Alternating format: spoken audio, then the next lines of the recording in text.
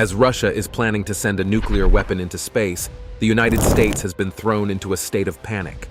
This move goes against a treaty that's been in place for almost a century, but it appears Russia may be backing out of the signed agreement. This rather dangerous decision will make conflicts spiral out of control and might cause unimaginable destruction. But how is the US planning to tackle this huge challenge? Is the world safe from Russia's advances? Join us in exploring how the Russian secret space weapon is ready to destroy the US and NATO, the exposure of Russia's space weapon. For years, people have tossed around the idea of sending nuclear weapons into space. It always seemed too wild. But now, in today's world, where the unexpected is becoming the norm, crazy ideas aren't so crazy anymore. So, when Representative Mike Turner, chairman of the House Intelligence Committee, sounded the alarm about Russia's plans to deploy a nuclear anti-satellite weapon into space, it set off some alarms in the US government. According to officials from the Biden administration, this weapon is indeed in development, though it's not an immediate threat. But let's face it, that's not exactly comforting news. We all know that Russia and the US are already locked in a proxy war in Ukraine, and in this high-stakes conflict, satellites are playing a crucial role. The US relies heavily on satellite data to support Ukraine, using it for everything from intelligence gathering to guiding military operations. Now imagine if Russia gets its hands on a nuclear anti-satellite weapon. This thing isn't just any weapon, it's an EMP type. This means it creates a pulse of electromagnetic energy that could wreak havoc not only on its target satellite, but on any other satellites nearby. Anything from TV, phones, and GPS to weather tracking could all be knocked out in an instant. But it doesn't stop there. The military, which relies on satellites for everything from navigation to early warning systems, would be left in the dark. And it's not just the big, fancy satellites that would be at risk. Even smaller ones, like SpaceX's Starlink satellites, could be wiped out. And then there's the debris from all those destroyed satellites, hurtling through space at insane speeds. Now you might be wondering if there aren't treaties to prevent this kind of thing. Well, during the Cold War, both the United States and the Soviet Union delved into the frightening realm of nuclear detonations in space. In the late 1960s, the Soviets conducted tests involving a missile designed to orbit Earth at a low altitude. This missile had the capability to deorbit and deliver a nuclear warhead to Earth's surface. Despite these experiments, neither the United States nor the Soviet Union established a permanent presence of nuclear weapons in space. Both nations were signatories to significant international agreements, including the Outer Space Treaty and the 1963 Partial Test Ban Treaty. These treaties explicitly prohibited nuclear detonations in space. The Outer Space Treaty, ratified in 1967, aimed to prevent the militarization of space by banning the placement of weapons of mass destruction in Earth's orbit, on celestial bodies, or in outer space in general. Similarly, the 1963 Partial Test Ban Treaty banned nuclear testing in the atmosphere, outer space, and underwater, limiting such tests to underground facilities.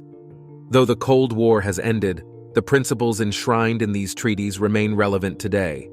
However, Russia has been backing out of a lot of treaties lately.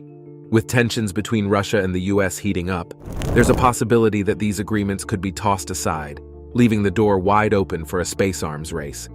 And it's not just nuclear weapons we need to worry about. Recent satellite images have shown Russia working on a whole arsenal of space weapons. One, particularly concerning development, is the construction of what looks like a sophisticated laser system at a Russian space facility. This system could potentially blind satellites, rendering them useless in an instant.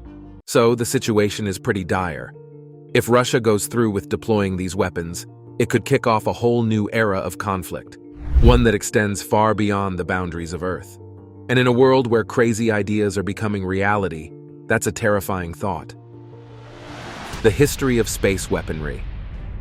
When it comes to space combat, the differences in orbital dynamics and target fragility must be considered. Satellites, designed to be lightweight for efficient deployment, lack the robustness of terrestrial structures. Even minor impacts can cause significant damage due to the high velocities involved. With over 23,000 sizable debris pieces orbiting Earth, collisions pose a serious threat to operational satellites. In this environment, every object in orbit becomes a potential hazard, underscoring the need for responsible space management. How does this happen? Starting with the most straightforward approach to anti-satellite weapons, also known as ASAT, we have the kinetic or explosive-based solutions. The concept is simple, as it destroys a satellite by colliding it with another fast-moving object. This method, tried and tested since the early Cold War, is remarkably effective given the fragility of satellites and the high velocities involved in orbit. During the Cold War, the United States explored nuclear-based solutions for satellite destruction.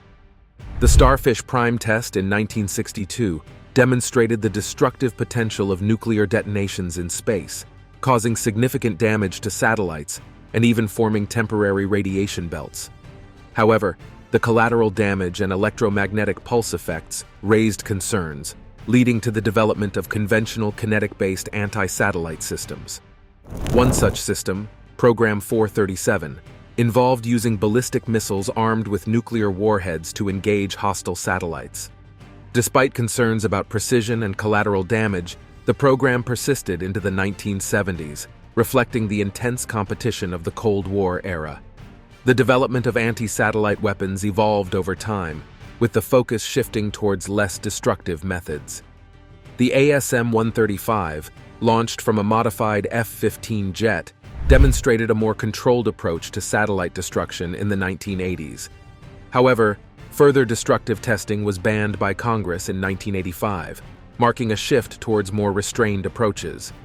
Now, modern anti-satellite weapons, known as direct ascent weapons, ascend directly from Earth to intercept their targets. Countries like the USA, China, India, and Russia have demonstrated their capabilities in this regard. This method leverages existing missile or space programs, offering both surprise and simplicity in execution. Despite its advantages, direct ascent weapons also pose challenges. Existing missile systems may not be designed for precise targeting in space, limiting their effectiveness. Additionally, the potential for collateral damage and the risk of escalating conflicts in space underscores the need for responsible use and international cooperation in space operations. Another approach is using satellites to take out other satellites. This method offers flexibility and potentially avoids the drawbacks of direct ascent attacks. It involves launching satellites equipped with kinetic interceptors or debris-generating mechanisms. These satellites can collide with enemy satellites or release objects to disrupt or destroy them. The Soviet ASAT system, Istrebatel-Sputnikov, reportedly employed this method, and there are allegations that Russia continues to test such ASAT options. One notable incident occurred in July 2020 when the US claimed that a Russian satellite, Cosmos 2543, released an object into orbit, potentially threatening another Russian satellite. While the specific target was not confirmed, the maneuver demonstrated the capability for an ASAT mission. Using satellites as weapons offers advantages over direct ascent attacks. It allows for a more gradual buildup of the system, with satellites launched over weeks, months, or even years. This approach offers flexibility in maneuvering and accessing distant orbits, such as geostationary ones, using larger rockets. However, deploying killer satellites is not without its challenges. The increased visibility of satellite launches may alert adversaries to potential threats. Additionally, the militarization of space could lead to diplomatic tensions or countermeasures from other nations. Moreover, the destruction of satellites in congested orbits poses risks of debris and fragmentation. Unlike on Earth, where fragmentation eventually falls to the ground, debris in space remains in orbit for extended periods, posing a threat to other satellites and spacecraft. The accumulation of space debris is already a concern, and military actions could exacerbate this issue. The first Russian weapon in space. The previous times Russians took weapons to space, they had practical reasons for doing so. One of their most intriguing weapons was the TP-82 Cosmonaut survival pistol. It's important to remember that cosmonauts and astronauts are primarily scientists, not warriors. However, their job was risky, especially during re-entry, which could sometimes land them far off course and in remote, wild regions like Siberia. Take the case of Alexei Leonov, who returned to Earth in 1965 from the Voskhod 2 mission. His capsule veered off course and landed in Siberia, a vast and untamed wilderness inhabited by wolves, bears, and even tigers. Definitely not a welcoming place for stranded cosmonauts. At the time, cosmonauts were equipped with a Makarov pistol for survival situations like this. But the Makarov had its limitations: a small size, weak cartridge, and inadequate sights, especially against formidable predators. So, in 1981, following Leonov's suggestion, a more modern and effective survival weapon was developed: the TP-82. This three-barreled firearm was initially kept under wraps, like many Soviet projects, but secrets have a way of getting out. Even NASA astronauts received training with this unique weapon during joint exercises with their Russian counterparts. The TP-82 accompanied cosmonauts and astronauts aboard Soyuz capsules from 1986 to 2006, showcasing its versatility and innovation. Unlike a traditional pistol, the TP-82 was anything but ordinary. Its three barrels allowed it to fire two different calibers, a shotgun cartridge and a rifle round, providing versatility in different survival scenarios. The shotgun barrels, firing specialized buckshot, were ideal for close-range encounters with wildlife, offering a reliable way to procure food and defend against threats. The rifle barrel, meanwhile, enabled engagements at longer ranges, enhancing the weapon's utility in various environments. Furthermore, the TP-82's simple design made it well-suited for survival situations, particularly in harsh conditions like the Siberian wilderness. Unlike more complex firearms, manual action weapons like the TP-82 are less susceptible to malfunctions caused by extreme cold, ensuring reliability when it matters most. However, according to a Russian military technology website, Russian cosmonauts have swapped out the TP-82 in favor of standard handguns for survival purposes. But if the reports hold true, it appears that Russian crews might not even carry firearms into space anymore.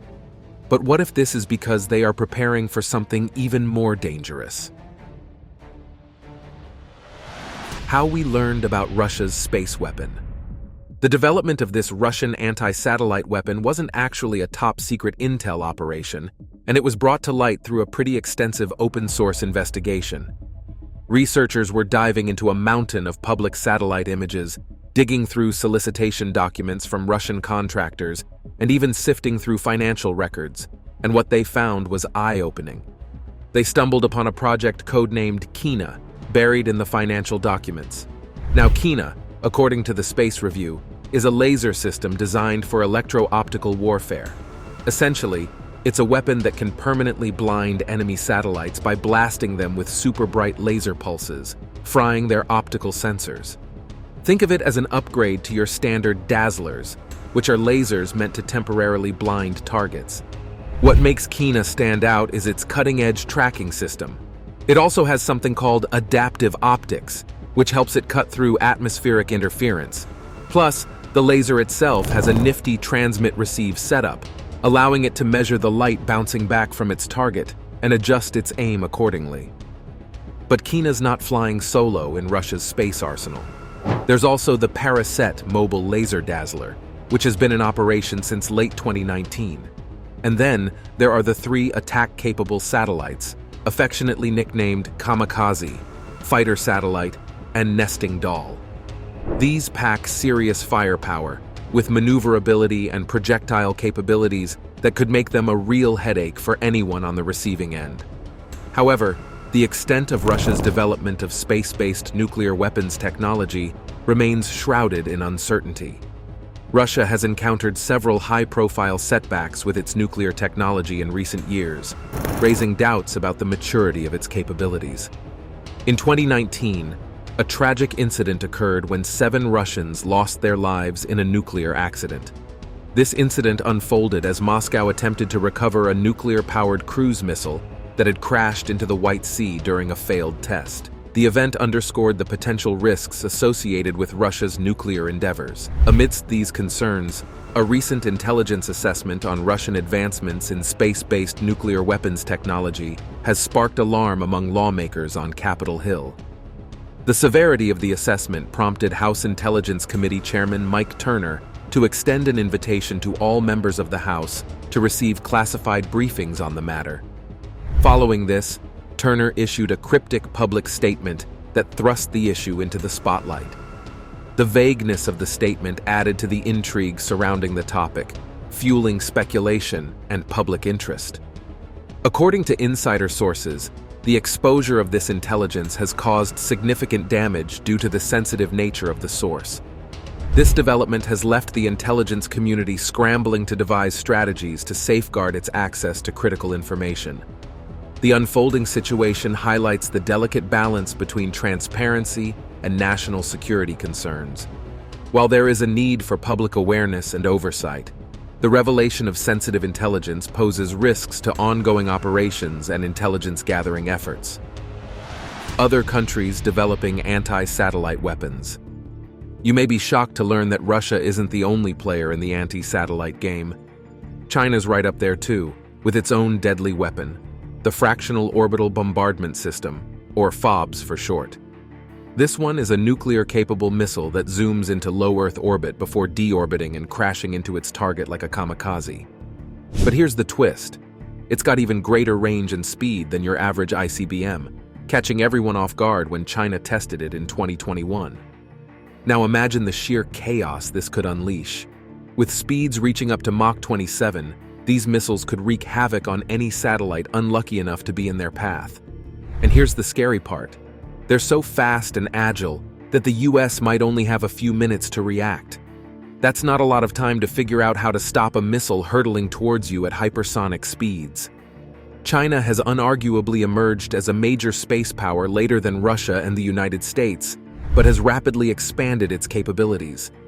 With substantial investments in space technology and the creation of the Strategic Support Force, China aims to assert its dominance in space-based operations. The country's approach to space exploration sets it apart from many other nations because its space program operates directly under the control of the People's Liberation Army, PLA. This integration of military and space activities ensures that considerations for military applications are integrated right from the inception of any space project. Similar to China's nuclear program, which initially had strong military ties before evolving into both military and civilian uses, its space program has followed a similar trajectory. One of the foundations on which China built its space launch capabilities was its intercontinental ballistic missiles, ICBMs. By leveraging this technology, China worked on improving missile performance, often drawing from knowledge and technology inadvertently acquired from the United States. This technological transfer laid the groundwork for China's space program to rapidly progress and compete on the global stage. This dual-purpose approach has many advantages. On one hand, it improves China's overall national power, bolstering its position as a global power. On the other hand, it serves to legitimize the rule of the Communist Party of China, CPC, by showcasing significant achievements in space exploration, reinforcing the party's leadership and its commitment to technological advancement. Chinese President Xi Jinping has been an advocate for the country's space endeavors, and the Chinese state media consistently portrays the space dream as a pivotal step towards China's national rejuvenation, emphasizing how space achievements are instrumental in elevating the nation's status and influence on the global stage. This perspective aligns with China's central concept of comprehensive national power, where achievements in space exploration are seen as vital components in its quest for prominence and influence in the 21st century. The whole world is beginning to notice China's seriousness about space and military tech. An important aspect of China's military modernization since 2015 is its emphasis on fractionalization. This approach involves breaking down complex tasks into smaller, more manageable components.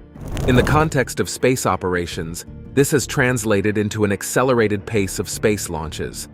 By launching a greater number of satellites and space-based assets, China aims to bolster its military and civilian capabilities in areas such as communications, navigation, surveillance, and reconnaissance. However, it's crucial to note that in space operations, the significance of a single event or satellite launch is fully realized when it is complemented by the creation of supporting infrastructure. Infrastructure development is crucial to ensure that space assets can effectively serve both military and civilian purposes. This includes ground control stations, data processing centers, and communication networks, all of which are essential for maximizing the utility of space-based systems. In terms of institutional architecture, a pivotal development in China's pursuit of space power is the establishment of the PLA Strategic Support Force, PLA-SSF.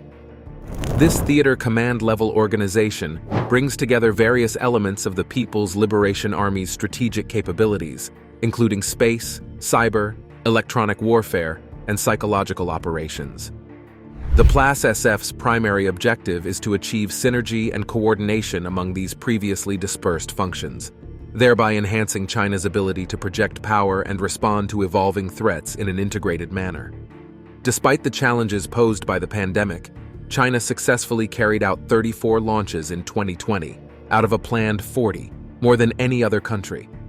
Notable achievements include China's mission to the far side of the moon, the successful landing of the Chang'e 5 moon lander, and the completion of its Beidou navigation satellite system, providing an alternative to the US GPS. But it's not just about taking out satellites.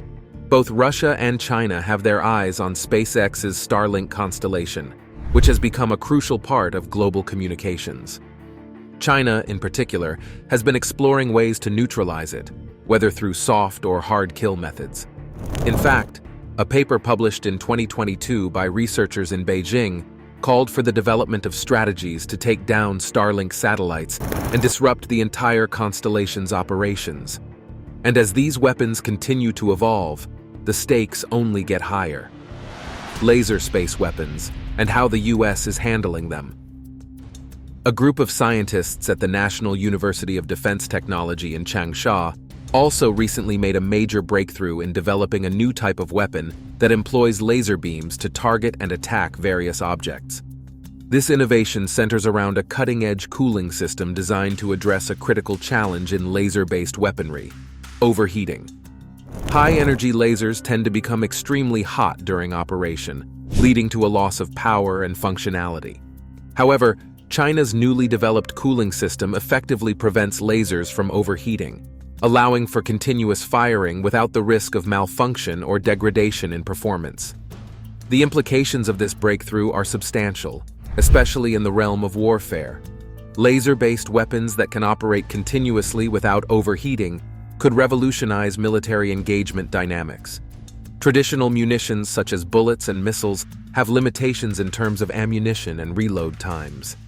Laser weapons, on the other hand, could offer virtually limitless firepower, provided they have a sustainable power source. In addition to laser technology, researchers in China have developed a microwave machine called the Relativistic Klystron Amplifier, RKA. This device has the potential to disrupt or damage satellites in space by generating a powerful wave burst in the K-band of the electromagnetic spectrum. Such disruption could have significant implications for communication, navigation, and reconnaissance capabilities. While China's advancements in laser and microwave technology are noteworthy, they are not unique in this regard. Many nations are developing similar capabilities as part of their defense strategies. However, the critical question remains whether China's new laser technology qualifies as a direct energy weapon, DW. If it does, it could mark a significant shift in the global military landscape. Direct energy weapons utilize focused energy to damage or incapacitate targets without the need for traditional solid projectiles like bullets or missiles. They harness various forms of energy, including lasers, microwaves, particle beams, and sound beams, to deliver precise concentrated force over long distances. The potential applications of DWs are broad, ranging from anti-personnel systems to anti-missile systems. In the United States, research institutions and agencies have been actively engaged in DW research and development, focusing on countering emerging threats like ballistic missiles and hypersonic glide vehicles. While these technologies hold promise, their widespread deployment as high-performance military weapons remains uncertain and depends on various factors, including technical challenges, ethical considerations, and integration into military strategies. Recent moves from China suggest that the operational deployment of DEWs may not be far off. This raises concerns about the complex web of technical, ethical, and strategic considerations associated with their use. China's commitment to utilizing its space program for potential military purposes is evident, with documented evidence dating back to 2013 of researchers exploring the development of space-based laser systems. In addition to space-based lasers, China has been involved in the development of other advanced technologies like electromagnetic railguns and high-power microwave weapons. As China demonstrates its willingness to leverage its space program for military purposes, it becomes essential for the United States and its allies to develop countermeasures without resorting to actions that risk human lives. Recognizing the challenges posed by China's rapid advancements in space technology, the United States is conducting a comprehensive policy review encompassing nuclear weapons strategy, global troop positioning, and overall defense strategy. The objective is to maintain strategic edge and readiness in response to evolving threats in the rapidly changing global landscape. Furthermore, the Biden administration is reorienting U.S. foreign and defense policy to better address contemporary challenges, including concerns related to China's advancements in space. NATO is also adapting to these changes, extending its mission focus to the Indo-Pacific region and establishing a NATO Space Command Center, recognizing the significance of space in modern conflict and security. The fear surrounding space weapons. Nuclear detonations in space spell trouble for satellites, thanks to the gamma radiation they emit. This radiation wreaks havoc on the critical subsystems that keep satellites functioning smoothly. However, the use of such weapons comes with significant downsides. A nuclear explosion doesn't discriminate. It damages any satellites caught in the path of its gamma radiation. This includes satellites belonging to the attacking nation, its allies, and even neutral countries, as we have mentioned. Despite these drawbacks, a space-based nuclear anti-satellite weapon could offer certain advantages over other methods of attack. Traditional ground-based anti-satellite systems are limited to targeting satellites in low Earth orbit. In contrast, a nuclear-powered anti-satellite weapon in space would introduce a new level of threat, even without a nuclear warhead. With its extended range and prolonged operational capability, such a device could potentially damage or destroy a greater number of satellites. This is particularly relevant because many satellites of interest are positioned in higher orbits beyond the reach of ground-based systems. Some of these satellites might even include crucial U.S. systems that Russia could be eyeing as targets. The Kremlin's keen interest in space weapons could serve various strategic purposes. It might aim to undermine America's military capabilities, threaten vital nuclear command, control, and communications systems, or provide a hedge against space-based missile defenses. Alternatively, Russia's defense industry might be driving the development of these weapons, possibly motivated by profit-seeking endeavors. Placing nuclear weapons in space might seem like a strategic move, but it comes with significant risks. Strategic stability, a concept central to nuclear deterrence, is essentially about avoiding situations where a crisis escalates into nuclear conflict or triggers a dangerous arms race. If one country deploys these weapons, others are likely to follow suit to maintain a balance of power. For instance, if the US responds to Russian space weapons with its own, Russia might feel compelled to develop even more advanced systems to stay ahead. This cycle could continue with other nuclear powers like China, India, and Pakistan, each responding to perceived threats with their own space-based weapons. Even if a country claims its space weapons are for defensive purposes, it doesn't ease tensions. In international relations, there's a concept called the security dilemma. Actions taken to enhance one country's security can make others feel less secure. Defensive weapons could easily be repurposed for offensive use, targeting critical infrastructure like nuclear command centers. And here's the tricky part. Leaders might believe their adversaries are acting defensively today, but there's no guarantee they won't switch to offensive tactics tomorrow. The future of space combat. There's this buzz going around about Starlink, SpaceX's impressive array of satellites. Turns out, they're not just about bringing internet to remote places. They're a jackpot for the military. Starlink could provide the US military with ultra-reliable communication, top-notch imagery, and live video feeds, all critical in modern warfare. Naturally, China, with its own space ambitions, wouldn't exactly be thrilled about the US gaining such a significant edge. But fear not, the US isn't sitting idly by while others make moves. They're also ramping up their space capabilities, sending more satellites into orbit to keep tabs on potential threats. With all these space-based weapons in the works, posing a risk to US satellites, the military isn't taking any chances. The US Space Defense Agency, SDA, recently invested $1.3 billion to launch a bunch of small satellites into space. These satellites aren't your average space debris. They're part of the National Defense Space Architecture, a fancy term for a network of satellites tasked with spotting and tracking threats. This architecture has two main layers: the transport layer, handling communication and connectivity, and the tracking layer, focusing on identifying and targeting advanced missile threats. It is like a massive safety net, watching over Earth and ready to act at a moment's notice. But here's the twist. These satellites aren't going up one by one. They're going up in groups. 4 launches, each carrying 7 satellites, are scheduled to take off from the US Army's Redstone Arsenal in Alabama.